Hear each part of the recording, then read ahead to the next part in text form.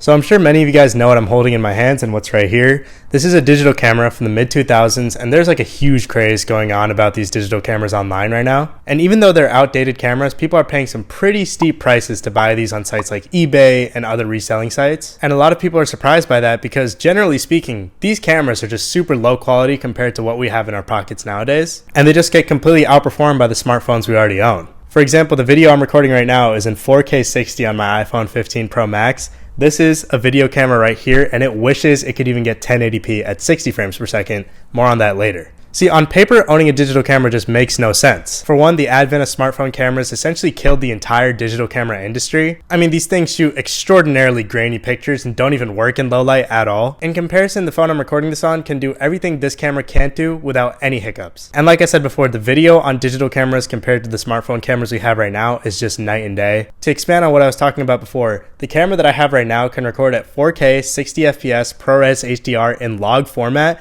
whereas this camera, like I said before, maxes out at full HD at 30 frames per second. That is an insane difference. Like literally, I could put the iPhone video camera on a movie theater screen and people might not be able to tell a difference, but if I put that camera's recording on a movie theater screen, everybody would be like, what are we watching? And now you might be thinking, nah, the reason people buy digital cameras in the first place is because there's such a huge price difference between smartphones and digital cameras. Well, the difference between smartphones and digital cameras is that smartphone cameras come with an entire smartphone on top of the camera that you're getting. That is not at all to say smartphones aren't overpriced, however, because they definitely are. But there's also a level of convenience that comes with a smartphone camera in comparison to these digital cameras. For one, every single digital camera needs one of these. It's called an SD card. And to read the files off the SD card, so all the photos you take, you need an adapter. And yeah, all in, it's pretty expensive to get your digital camera, to get an adapter, and to get an SD card. But the big difference there is that all three of those things together are so much more bulky than if you just had a phone in your pocket. And like I mentioned before, the phone in your pocket is also a smartphone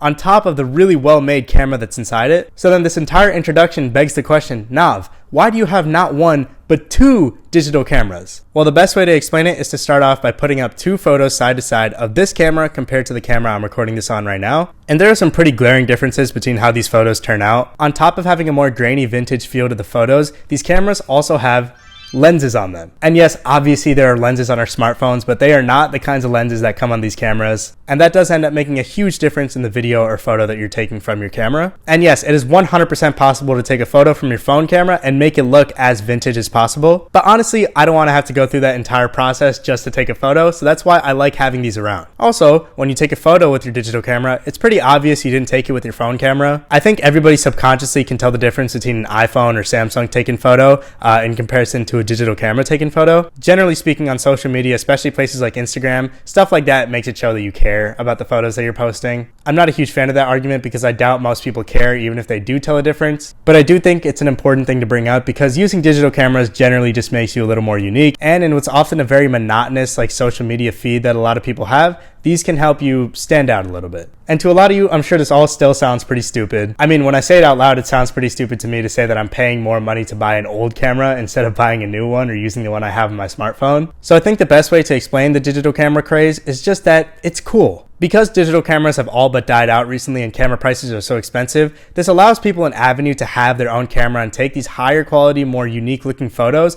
without having to go through the whole process of learning how to edit their photos and post. And sure, these are much lower quality and they're not as great of photos or videos, but still, I don't think many people care about that difference. That's not to mention this camera I got for around 20 bucks at the thrift store, and this one I got for 10 bucks at the thrift store. I actually made some YouTube Shorts videos on those if you want to go check them out. And I know I mentioned earlier that people pay some crazy prices for these, but I think if you look hard enough at your local garage sale or thrift store, or honestly, if you just dig through your parents' or siblings' old stuff, you'll find a pretty solid digital camera. See, I'm a firm believer in tech minimalism and finding use in old technology that's kind of just collecting dust now. It's generally a net positive. People are taking out their old digital cameras and using them and hopefully recycling them or giving them away to people that actually need them. And also, this is great for the field of photography because it allows people an avenue to get into the hobby without having to shell out thousands of dollars. Overall, that's basically it, except for one more thing. Make sure you don't go on TikTok Shop or any of these like AliExpress, Temu shops and buy these digital cameras. because those are literally just really low quality cameras. It's like e-waste that they're selling to you. Please, if you're gonna get in on this trend, actually go buy an old camera from the 2000s or whenever, because at that time, people were making cameras with the goal of making them as high quality as possible. But the stuff you're gonna get on AliExpress or Temu or the TikTok shop is made with the intent of giving you the lowest quality product as possible and passing it off as vintage. Other than that, thank you so much for watching. Let me know how you guys like this video, and if you have any criticism, please let me know in the comments below. We're almost at 3,000 subscribers, so thank you all so much. We're on the road to 10,000 and hopefully 100,000 one day. And yeah, have a great rest of your day. I'll see you soon.